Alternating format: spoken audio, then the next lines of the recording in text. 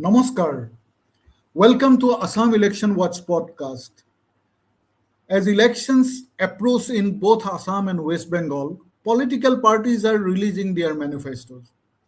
Documents filled with promises, commitments, and visions. But today, let us ask a difficult question. Are manifestos instrument of accountability? Or are they simply election time declaration with no consequences? To discuss this, I am joined by Dr. Ujjaini Halim. Ujjaini Halim is deeply involved in governance and human rights, serving as ADR's West Bengal coordinator and leading initiatives like West Bengal Election Watch. With over a decade of experience, she drives efforts to decriminalization of politics, strengthen local governance, and engage youth for a more inclusive democracy, all fueled by her passion for creating positive change. Globally, she worked with UN agencies in Rome and Vienna on economic, social, and cultural rights.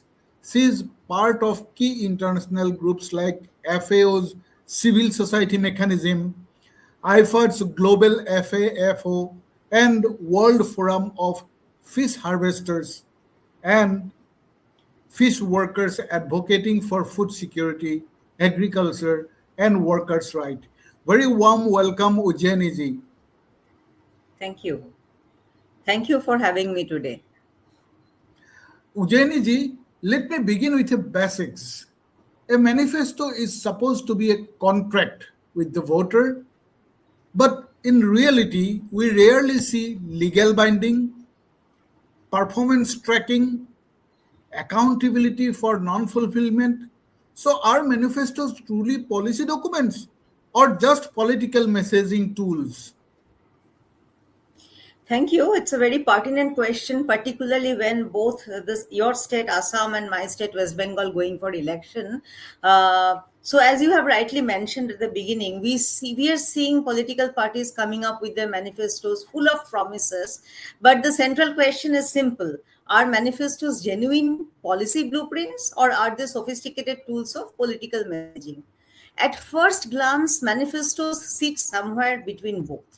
They are not legally binding, as you have mentioned, and we all know that the Supreme Court has made it very clear that manifesto promises don't count as corrupt practices under the Representation of the People Act. Legally, they are unenforceable. Yet in practice, we have seen manifestos have some value. They often function as policy documents. At the least, they reflect a party's internal consensus, set expectations for voters, and frequently become early legislative and administrative priorities when a party wins. From the Election Commission's point of view, we have seen Election Commission wants political parties' manifestos to be realistic and to be based on a financial estimates. So manifestos can lead to realistic plans rather than wish lists. And historically, at the national level, we have seen winning parties have translated manifesto commitments into actions, schemes, allocated budgets, etc. So manifestos can generally shape governance because they offer a roadmap of what a new government intends to prioritize. But in reality, and your question is very meaningful, political messaging often dominates. Parties craft manifestos to shape narratives, highlight priorities, and mobilize specific voter groups, vote banks, as you say. Take the example of Assam. In the BJP's manifesto, which is known as Sankalp Patra, identity politics is there, promise for uniform civil code is there. When you talk about Congress manifesto, you see the promise of direct cash transfer. You see the promise to expand the healthcare. In the context of West Bengal, the ruling government is promising to continue Lakshmi Bhandar, also promising strengthen the state's economy further. So these are targeted messages tailored to constituencies. In our case, in the West Bengal case, it is targeting women voters, and women voters are very crucial for TMC because they just actually one sec, Ujjaini contributed to ji. Sorry to interrupt Sure. you. So these are yeah, as you have mentioned about Sankalp Patra of BJP in Assam. and guarantee letter of Congress, which are published in the Times of India. These are detailed, ambitious, and attractive. But let us ask, how many promises from previous manifesto have been independently audited? How many have been fully delivered? Because at the same time, studies show rising wealth among MLAs. There is a huge rise of wealth of the MLAs. But persistent issues like employment and flood management, these are continuing.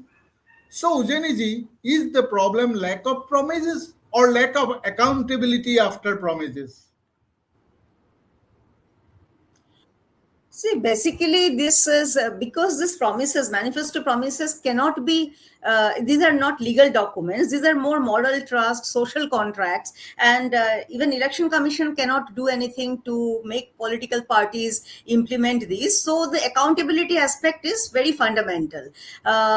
So just like as you have mentioned, think of the election manifestos as a party's wish list in the state. So all sorts of promises are there, but we don't see, as you have rightly mentioned, we don't see that these promises. I mean, if we just take the manifestos of the last election, and then do we see? I mean, are there any mechanism to track what happened to those manifesto promises in today's context? Do we see that kind of debate happening in mainstream media, where manifestos of the last election being compared, tracked, and in that context, today's manifesto being analyzed? So that's not really happening. And so therefore, the real challenge True. for many of us isn't the lack of promises. I think all the political parties are very good in making big promises. The problem remains when the main problem is the word you have mentioned, accountability. When these promises are not fulfilled, and there is a tradition of not fulfilling manifesto promise, and when the political parties don't fulfill this manifesto promise, there are no consequences. Let us now So come to please. West Bengal also. The upcoming election is equally intense in West Bengal. For example, the Trinamool Congress manifesto promises expanded welfare schemes like Lakshmi Bhandar, financial support for women. And BJP is focusing its manifesto on women and youth empowerment. So it is clearly manifestos are targeting specific voter groups. But the question is, are these long term policy frameworks or election time incentive structures? How do how do you see this, especially in Bengal's political culture? It has targeted two specific groups. One is targeting the Lakshmi Bhandar financial support for women, and another is targeting women and youth. How do you see this, Ujjaini? See, you are talking about two examples, Lakshmi Bhandar, which is quite a successful, quote unquote, successful scheme in West Bengal's context, and this BJP's promise to for women and youth empowerment. Of course, these are targeted messaging for particular groups like women and youth, and both these groups are very important in the election context. Now your question is also very real, that whether these are only election time incentives or real policy things. So in my view, it's often a bit of both. I mean, but it is more an election time incentive structure. So why am I saying this? See, the Lakshmi Bhandar is a successful scheme. So the will to continue it could also be seen as a genuine policy choice, because this scheme has been proven effective and popular, etc. So building upon it can be a logical next step. Similarly, focusing on women and youth empowerment can be framed as a long-term policy goal aiming to address the social issues. But this election time, whenever the promises are made just before the election, when political parties are promising to continue one social welfare scheme just before the election, or targeting a particular demography before the election, the optics, the symbolism, these things are very important, and these somehow force us to think that it is not only about policy, it's also about winning votes. It's also about a very important political message to their particular vote banks. Correct, correct. So manifestos are becoming more targeted. But are they becoming more accountable? That is the basic question. Let us come to the central issue. In India, there is no legal obligation to fulfill manifesto promises. No penalty or no penalty for non-implementation.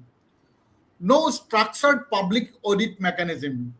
Once some promises are declared under manifesto, just before the next election there is no mechanism to have a public audit. So effectively a manifesto can promise anything and still face no consequences. Is this a gap in our democratic design? Don't you think it is a gap in the democratic design, Ujjaini? Absolutely. When the accountability part is missing, undoubtedly, this is a gap in the democratic design because this lack of accountability actually leads to more severe consequences like eroding voters' trust. When promises are repeatedly broken, voters become disillusioned. Then it also distorts the electoral process. Parties might keep focusing on eye-catching promises, populist promises, rather than formulating realistic long-term policies that truly benefit the nation. So it incentivizes short-term electoral gains over sustainable governance. And it also undermines, this lack of accountability also undermines the purpose of a manifesto. So, what is the purpose of a manifesto? Manifesto should ideally be a blueprint for governance, a commitment to the electorate. When it is treated just as a tool for winning vote with no follow-up, its fundamental purpose is lost. And as we have already discussed, ECI doesn't have the teeth to enforce the success, neither does the code. So the crucial point here is bridging this gap. I mean, how to translate these paper promises into practice and how to hold our elected representatives or even the candidates who are asking for our votes accountable.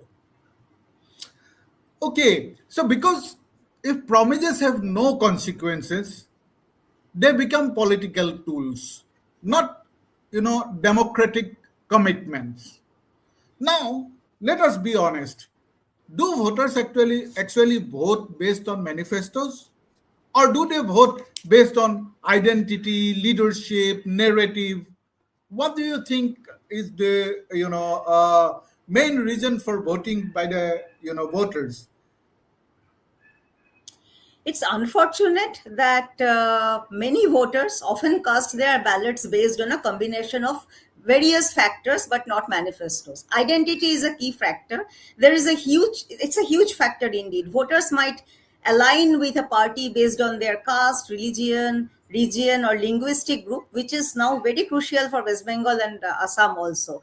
So shared identity create a strong sense of belonging. Then the leadership, who is the face of the party, that becomes also very important. And you see that is happening in Bengal, in very much in Bengal, also at the central, etc. So, and the third is narrative. The narrative is a combination of both this leadership and the identity thing. So this is about parties are telling us who they are, what they stand for, what the future should look like. These narratives often play on emotions, aspirations, and even fears, creating a powerful emotional connection with the voters. So manifestos in this scenario often become the supporting documents for these narratives.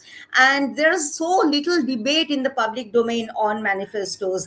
Even the political parties often are not serious with their manifestos. They are not engaging voters while preparing the manifestos. So for example, from West Bengal Election Watch, we discussed with the voters in our state, like what do they think about the party manifestos. Half of them don't know what is inside these manifestos. So that is the reality. The manifestos are probably not taken that seriously rather than a rhetoric by the political party and also by the voters. And that's a critical problem also in our electoral democracy. I agree with you. Means what we could see in Assam and in West Bengal, campaigns are driven by rallies, speeches, emotions.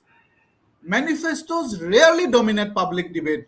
So are manifestos becoming symbolic document rather than a decisive one?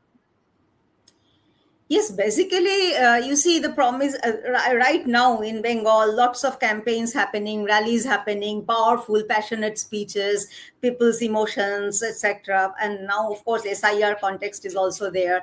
So the buzz is there, media is there, political parties are there, people are also there. Where is the manifesto? The manifesto is somewhere in the background.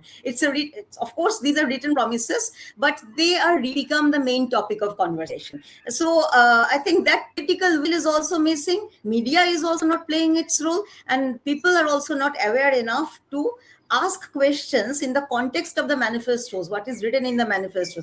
For asking questions, people need to know what is in the manifesto. Do political parties really talk about their manifestos in these rallies and campaigns you are talking about?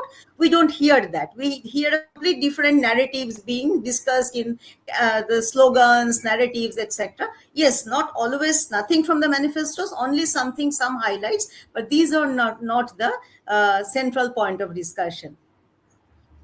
So when we look at both states together, Assam and West Bengal, we see a similar pattern. Strong manifestos, strong promises, weak accountability mechanism, or no accountability mechanism at all. Right. This creates a risk.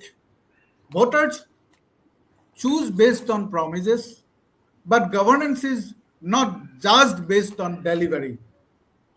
So, is democracy becoming participatory at the time of voting, but unaccountable after voting? Yeah, actually, you can say that democracy is becoming participatory during the time of voting because everyone is free to go and cast their vote. So they have the right to choose. So that is their democratic rights that they are exercising. But how effectively a voter can make can connect with their elected representatives, can hold their elected representatives accountable, that is the part of the governance over a long period of time after the election is over, and that part is significantly weak. So it is basically you are you are allowed to select your team, but then your team is really not bound to play by the agreed terms. So that is what we are seeing. Yes, it is accountable during the election, but see, when we are talking about effective democracy, functional democracy, and a good governance, then it is not only about what is happening before election or during election. It is also what is happening after the election, or most importantly, what is happening after the election. So there we see weakness. Our voters are not adequately aware. Also, political parties have no willingness to become more accountable. They don't want to come under right to information. They do not want to share information proactively. Election Commission has some power, but not power enough to force these political parties to kind of implement their manifestos. So there are so many layers into it that effectively makes the long-term governance weak. And there, I think, as an organization like West Bengal Election Watch or Assam Election Watch, we are trying to work with the voters to make them aware and to motivate them to participate in this process of governance, not only casting vote, surely by casting vote, but also by tracking the progress of promises and holding the elected representatives accountable all through. Okay, Dr. Ujjaini ji, as we conclude, we are just to the last stage of our discussion now. Let us reflect on one simple idea. A manifesto is not just a document, it is a commitment to the people. But a commitment without accountability is only a statement. Don't you think so? No, All the absolutely. manifestos are just statements. Sorry. Yes. No, absolutely. This commitment without any follow up, commitment without any accountability, these are just political statement. These are just political marketing. So it actually doesn't contribute to our to strengthen our electoral democracy. So here, I think there is organization like ADR, organization like. The process of election watch in Assam and West Bengal, our work is also there. We are trying to make the entire electoral system more accountable, more answerable to people, more answerable to voters. And that is why we do need continuous dialogue.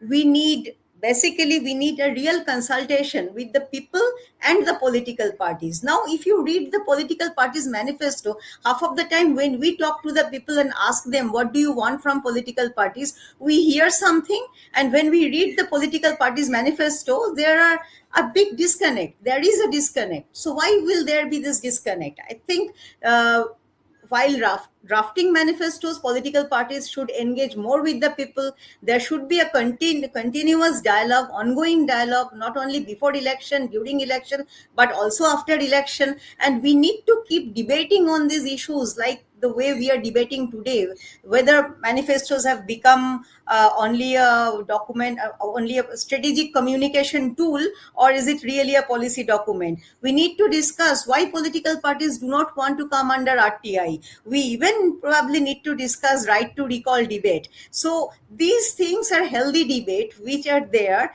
and a debate will only make us strong, will make voters aware, and hopefully probably will make the political parties more accountable. And the internal governance of the political parties is also very important. They need to also, I mean, kind of transparency is pretty much required. This is not going to happen only by saying this, but this is a journey we all have to walk together. Agreed, completely agreed, Ujjaini ji. Yes, political parties must come, or immediately they should come to the under the Right to Information Act.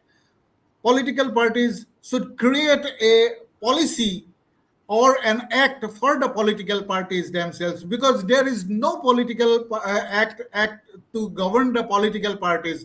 For every damn thing in India, you have an act or a policy, but for political parties, you do not have any act. So similarly, there are lots of other gaps. Thank you very much, Dr. Ujjaini ji. Now, as voters in Assam and West Bengal prepare to vote, perhaps we should ask, what was promised last time? There was election 5 years back also. What was promised last time? What was delivered? And what is being promised again? Because in the end, democracy is not just about choosing leaders. It is about holding them accountable to their promises.